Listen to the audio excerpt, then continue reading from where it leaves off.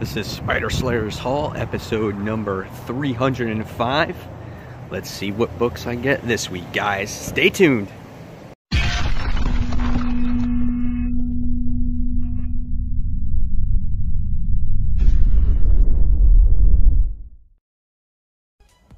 Hey, comic book fans, welcome back to Comic Book Corner 2.0. And fans, you're back with me, Mike Spider Slayer, getting ready to do Spider Slayer's Haul, episode number 305. That's right, guys. This is the video series where each and every week I show you, the fans, which comic books I picked up at the comic book store. And guys, this week, pretty hefty stack here.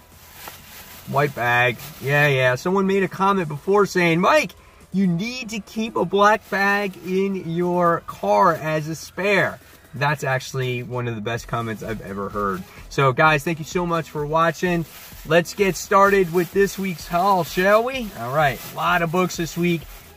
Really highly anticipated book too, between Spider-Man and another book. All right, so last week I accidentally forgot to pick up Hal Jordan and the Green Lantern Corps issue number 39. This was one of my favorite covers of the week last week, and when I was looking over it, I'm like, crap, I forgot to buy it. So this week I had one copy left, and I bought it. So now I get to read it once I get done reading all the new books. All right, next we wound up getting Avengers No Surrender issue number 9. I really liked the last issue of Avengers No Surrender. There's a lot of chaos, a lot of craziness in the series. However, each individual issue has pretty much touched upon a character and dives deep into that character. And I like what that's doing, so you get familiar with more of these characters and what the end result will be. Will we see the Hulk make his return in this issue? I think not. I think we're going to have to wait one more particular issue, but this is a really nice cover as you get to see the Avengers in here, and they're on this like screen, and you have the Beast, like he's like, what? And Jarvis is like, it's a lie, so something's not right. So we'll see. This is Avengers No Surrender issue number 9. All right, another book this week from DC Comics. This is Batman, issue number 42. This one dives deep into the whole Poison Ivy situation.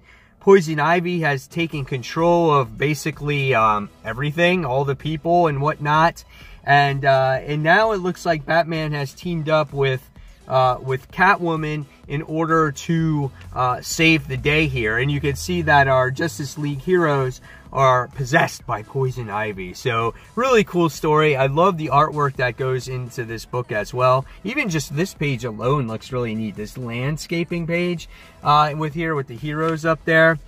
So really cool stuff in the book and whatnot. Look at Superman's facial expression.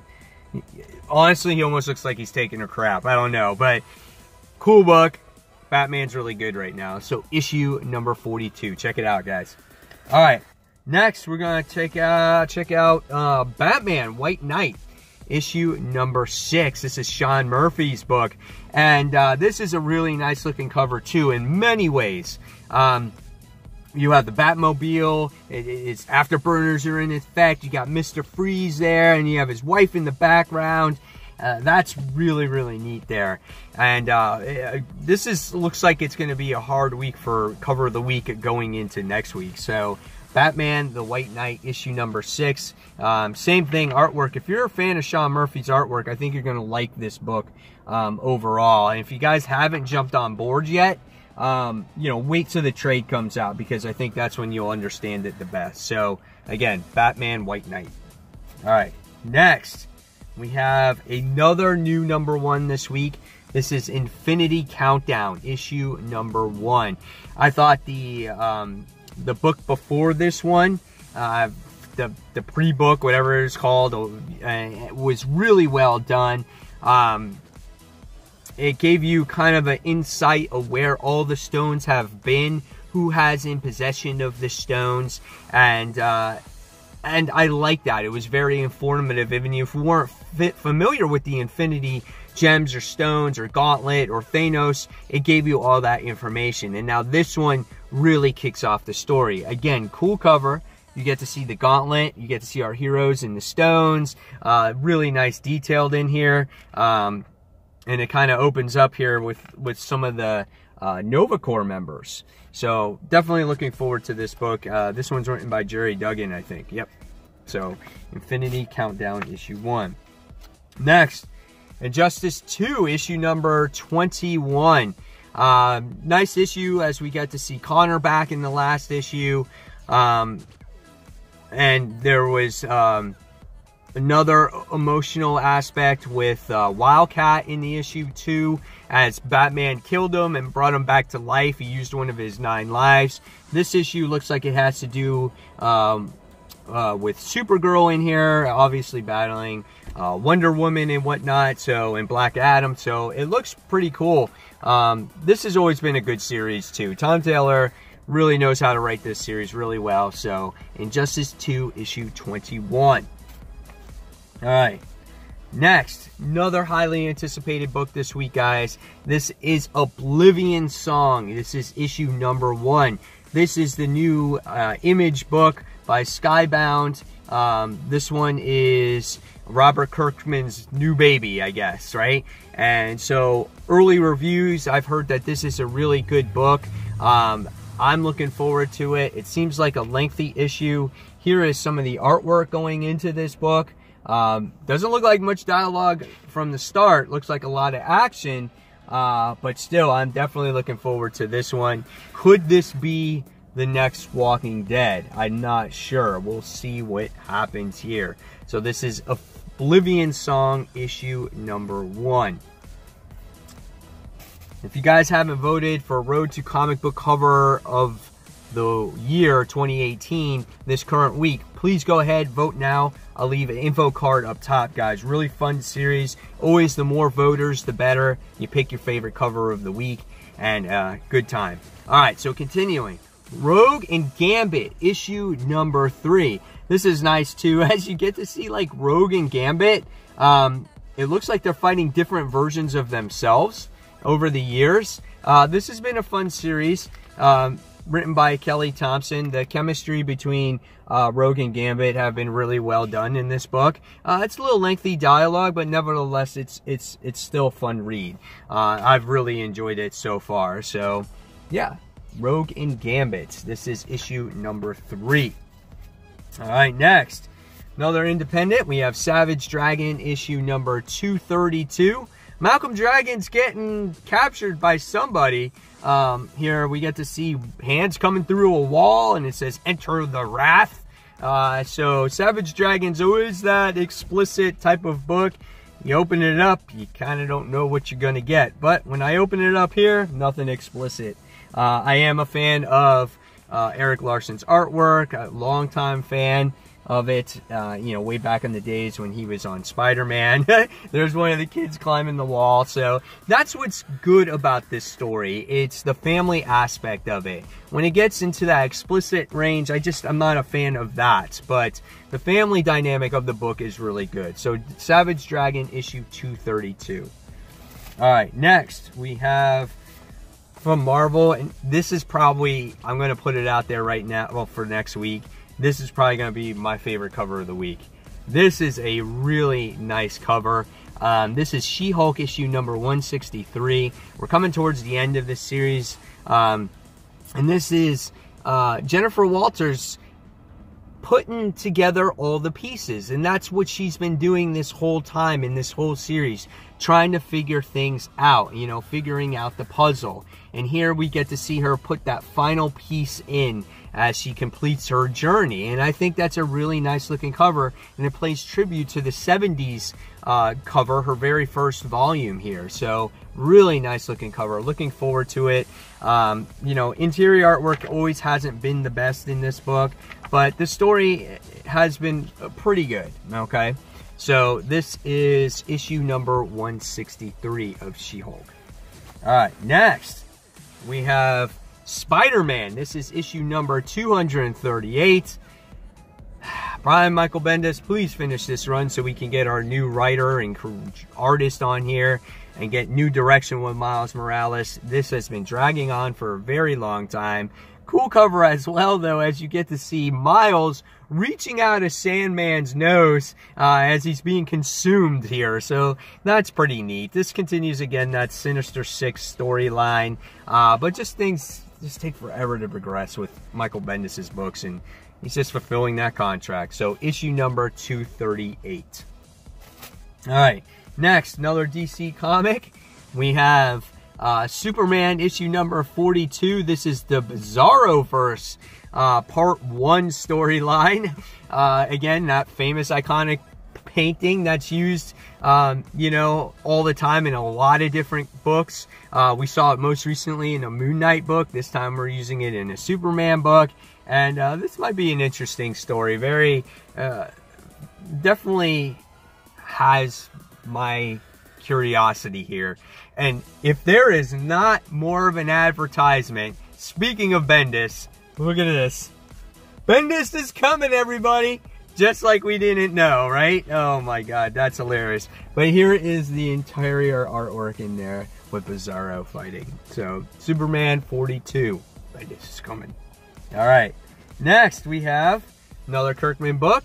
This is The Walking Dead, issue number 177. Part 3 is 6 of the New World Order. We get introduced to which looks like a new character here. And that's what we be getting introduced slowly but surely throughout this new story arc. We're getting new characters, which is good because we can use good character development and new characters to make the story fresh again and give it a, you know, an you know, fresh start or whatever you want to call it, because it has been on a low side. And with this New World Order story arc, I feel like things are starting to pick up again. So this dude looks like some kind of enforcer or whatnot. And, ooh, man, let me just tell you, Maggie's getting it on in this book. It looks like she's truly over Glenn. A little glimpse. What? What's going on in there? Holy cow. Yeah, lots of romance going on here in The Walking Dead issue 177. So, we'll see what happens. All right. All right. Next, X-Men Gold issue number 23. Here, we have an interesting cover of our X-Men. They got their backs turned with the X marks the spot type of deal. We get to see Kitty, how she was captured in the last issue with her X-Men. They were kind of framed.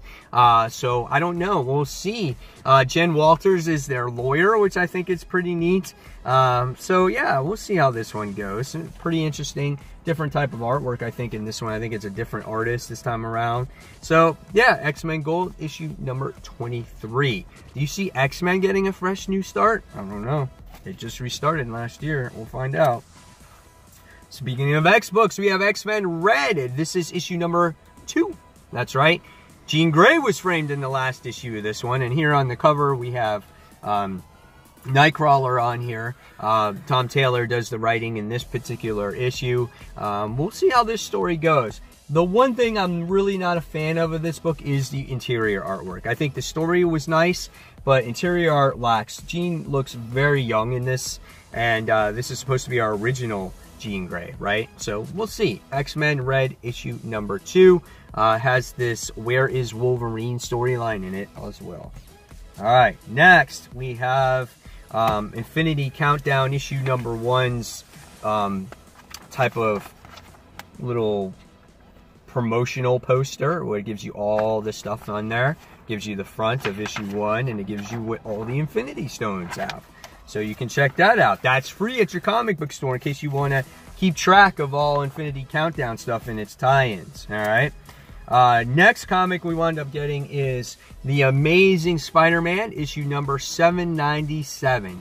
Go Down Swinging, part 1. This is the last story arc for Dan Slott and the highly anticipated, I guess, premiere of Red Goblin. Whether he premieres in this issue or not, we're not sure yet. But nevertheless, this is a really nice looking cover. Highly anticipated story. I will be reviewing this one as soon as possible. Should I open it up and see? This is what I get. J. Jonah Jameson just talking on the phone. So That's your little preview. And then here's some Spidey action in here too. No Norman Osborn yet. All right, next. Speaking of the Amazing Spider-Man. Amazing Spider-Man 797. I wound up getting a Humberto Ramos variant, as you get to see Spidey as he is actually doing battle against the original Green Goblin. So I picked that up as well, just because I feel that these Amazing Spider-Man books are hot right now. And I feel this is a monumental story arc for Dan Slott, since it is his last one, and he's been on this run a very long time. And, you know, and this is a highly anticipated villain that's coming. So I picked up as much as I can. Because speaking of that, I wound up getting the Amazing Spider-Man 797. That's right, guys. This is the other variant that we've seen over the years, where you get to see the character on the front, and then we see his backside and his face. So it's kind of like the blueprints of the character. So wound up getting that cover as well. So I have my Amazing Spider-Man 797s covered here. And then I got bags and boards. And that's it. So there is the haul for the week, guys. Hopefully you guys enjoyed it. Now it's your turn in the comments below. Keep the discussion going. Tell me which books you picked up for the week, which ones you're most excited about picking up, maybe some of the books you dropped. And fans, as always, thank you so much for watching Comic Book Corner 2.0. Channel does not exist without your guys' support, so please, guys, give it a like, give it a thumbs up, and let's keep talking. And fans, until that next comic book review, this is Mike Spider Slayer signing off, and I'll see you guys real soon. Take care, guys. Bye.